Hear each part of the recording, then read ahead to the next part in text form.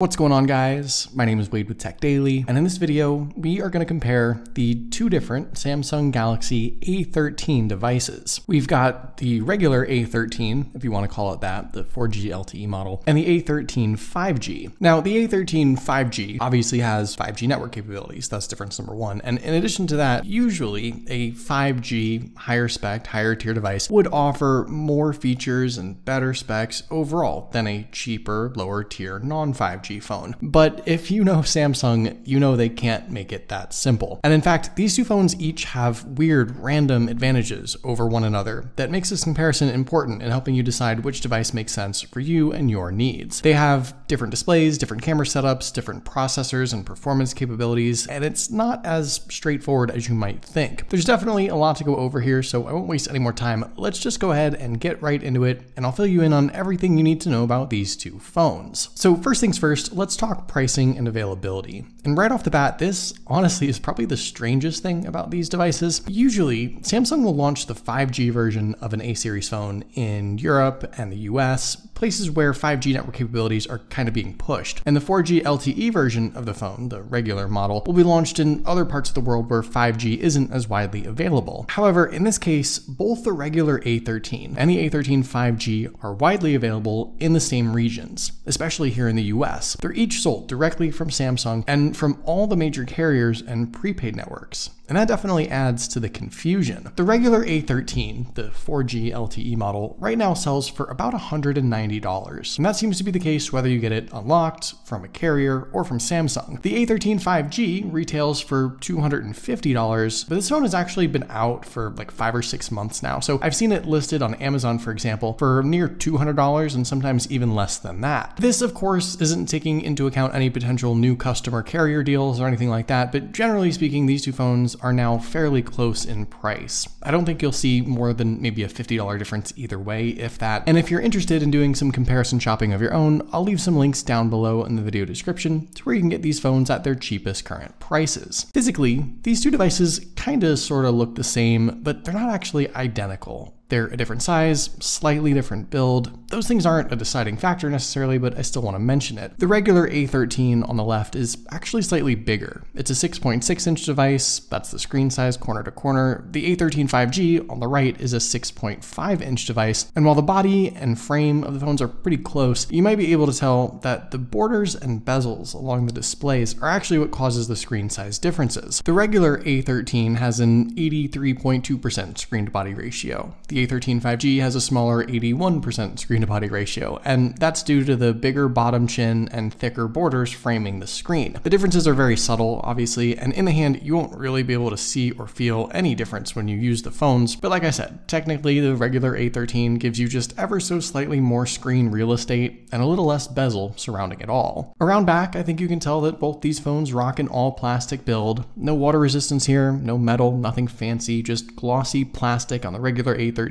matte plastic on the A13 5G. The housings are all basically a one-piece cover that extend along the sides and edges on both, and the overall design and form factor fall in line with some of the other A series phones that have launched this year. Taking a quick look around at everything else, on the left side, both phones do have dual SIM and SD card slots, which is nice to have since you could have 32 or 64 gigs of built-in storage on these phones, which nowadays isn't a ton. On the right side, similar volume buttons in their usual spot, just above the power buttons, and both phones here have the same fingerprint setup on the side as well with those power buttons. As far as I can tell, it's identical hardware. They wake and unlock at about the same speed. The buttons themselves feel about the same size, same shape, so it should be an identical fingerprint button setup on each, and I'm just glad that both phones do offer that. Down at the bottom, the headphone jack remains on both. They each have USB-C ports for charging, and the one single downward firing speaker setup. At the top, the earpiece slit is just above the selfie camera notch. Again, same design and setup there. And around back, sort of interesting, 4 camera lenses on the regular A13, just 3 on the A13 5G, and I'll talk more about the cameras in just a bit. Jumping back to the displays, when we break down the specs and the overall viewing experience on each phone, this is one of the first major differences separating them, and I think it could absolutely be a deciding factor in your purchase decision. The slightly larger 6.6-inch display on the regular A13 is a PLS LCD panel coming in at a resolution of 2408 by 1080, packing in around 400 pixels per inch. The 6.6 6.5-inch screen on the A13 5G is also a PLS LCD panel, but at a lower resolution, 1600 by 720 for just 270 pixels per inch. So for starters, the regular A13 is actually going to give you a sharper, clearer looking viewing experience, even at a somewhat normal viewing distance, honestly, because at this size, with 720 resolution on the A13 5G, you can absolutely pick out those pixels. Resolution, though, is only one side of the equation. The A13 5G does have an additional feature. It's a 90 Hz refresh rate display, so your taps, touches, and swipes should feel faster, and the phone overall should be smoother and more responsive as you go about using it. The difference here to me is something I think a lot of people will notice, but this is also where you have to decide. Do you want a higher resolution screen or a 90 Hz screen? In addition to that, you might also be able to tell that the color, contrast, and calibration across the two displays differs slightly as well. You can see in this side-by-side comparison especially that the regular A13 on the left seems to give you brighter, bolder colors across the board and a more neutral white balance, less blue compared to the A13 5G on the right. And even just watching some YouTube videos or scrolling through your usual apps, I think you will be able to see that the regular A13 seems to just deliver a bolder, more colorful, more pleasing look. I don't know if it's a quality issue, calibration difference, like I said. You can't really alter the display settings on either phone here, so what you see is what you get. And honestly, I think I prefer the regular A13 from start to finish. Yeah, 90 Hz is nice on the A13 5G, but not only are you sacrificing resolution, but you seem to be sacrificing color too. So for the viewing experience as a whole, surprisingly, I think the regular A13 is the winner here, and that's not what I would have thought. When it comes to the out loud listening experience, as far as I know, both these phones have the same single speaker setup at the bottom. To me, they sound the same, they reach about the same max level of volume, and here's a quick sound sample from each so you can get an idea for yourself.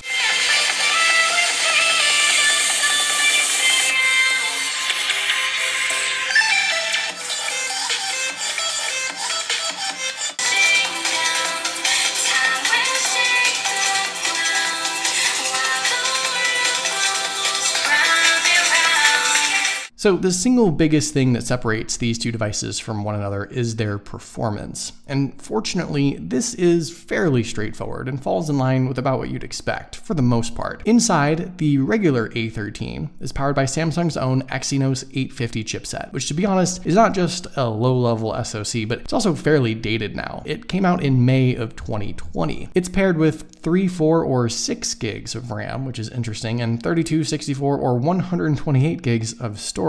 So a few configuration options to say the least. The A13 5G has a significantly more powerful MediaTek Dimensity 700 chipset inside. A little older too, it came out in November of 2020, but you'll see in a second that it still packs a punch. And weirdly enough, this phone has just one configuration option, 4 gigs of RAM and 64 gigs of storage. Here are the Geekbench scores for those of you who are interested. Like I said, the A13 5G is much more capable compared to the regular A13 when you look at processing power. Yes, technically, you could spec up the regular A13 with more storage and more RAM than the A13 5G, which is weird, but that doesn't really make much of a difference with performance. And side by side with the speed test here, you can also see just how much quicker the A13 5G is going to be with your everyday tasks. Now, weirdly enough, these two phones actually aren't even running the same version of Android and One UI. In fact, it's the regular A13 that has the Android 12 and One UI 4.1 update right now. The A13 5G is still stuck on Android 11. So that's pretty weird and makes no sense at all. But still, differing Android versions aside, the A13 5G is obviously going to be more responsive, more snappy, more capable, and more powerful overall, no matter what it is you're doing on your phone. The regular A13 isn't bad necessarily, but really for this price and where this phone is placed in comparison to some other A-series phones, I was expecting a bit more. All in all, if speed and performance are important to you, if you're going to be trying to get a bit more out of your device each day beyond simply just phone calls, text messages, and web browsing, I think there's a clear and very significant advantage in going with the A13 5G in this case. When it comes to the battery and charging speeds, this seems to actually all be the same. Both phones pack in a fairly large 5,000 milliamp battery, which should yield you more than a day's use on a single charge. They both also support 15-watt wired fast charging, no wireless charging or any other power features, but generally speaking, both these phones are in it for the long haul. Comparatively, I haven't experienced a significant difference in longevity overall, though maybe Maybe if you're a lighter user, you could get more out of the regular A13 since it has lower, less powerful specs and commands less battery. But overall, I personally don't feel either phone has a definitive power or battery advantage. Finally, with the camera setups, these phones once again differ quite a bit with their specs and capabilities, but not really in the way you might think. Around back, the regular A13 gets that quad lens setup, which consists of a 50 megapixel main lens, 5 megapixel ultra-wide lens, 2 megapixel macro lens, and 2 megapixel depth sensor. Up front, you also have an 8 megapixel selfie shooter. The A13 5G, for whatever reason, only gets 3 lenses, seemingly the same 50 megapixel main shooter, and just the 2 megapixel macro and 2 megapixel depth sensor. No ultra-wide shooter. And the selfie camera, weirdly enough, seems to be a lesser 5 megapixel lens. Now, my biggest gripe here is the fact that the A13 5G didn't get that ultra-wide lens. That's a super valuable camera add-on in my opinion, and I can't possibly imagine there was any justifiable reason for dropping it on this phone. So 1 point for the regular A13, I suppose, in this case, for having it. You also don't get the slightly wider selfie view on the A13 5G either. Again, just a weird omission that I don't understand. Most everything else, though, inside the camera app, fortunately, on these two phones, seems to be about the same. Pro controls, panorama, macro, a food filter, no night mode, which is a bummer, no 4K video, no advanced stabilization, just relatively basic camera setups from start to finish. And with some real-world comparisons here, I think you can tell that the end results do differ quite a bit. The selfie pictures to me look better on the regular A13 on the left. You get a brighter, more colorful looking shot that isn't overdone. There's plenty of detail, it's balanced. The A13 5G on the right kind of just looks dull and dark. It's not nearly as pleasing. With the rear lens setups though, I don't know what's going on with the regular A13, but I almost look radioactive in comparison. Very, very saturated to the point where it doesn't really look good at all. So I suppose the A13 5G on the right is the winner here, though again, kind of dull, kind of dark, not really as eye-catching. You can of course adjust the colors and contrast after the fact, so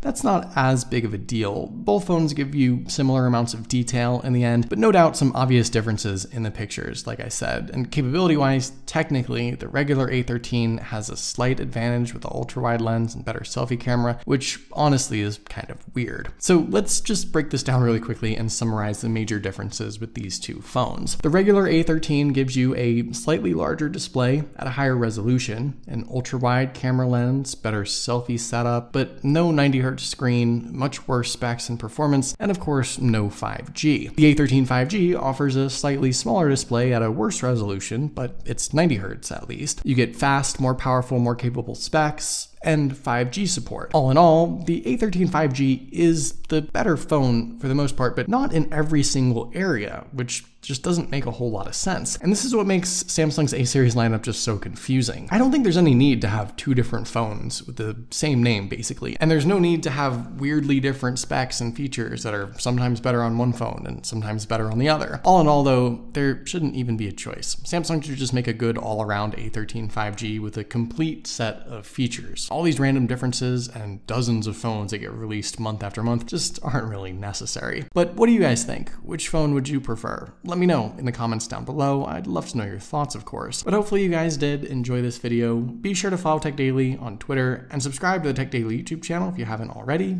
and I'll see you guys later.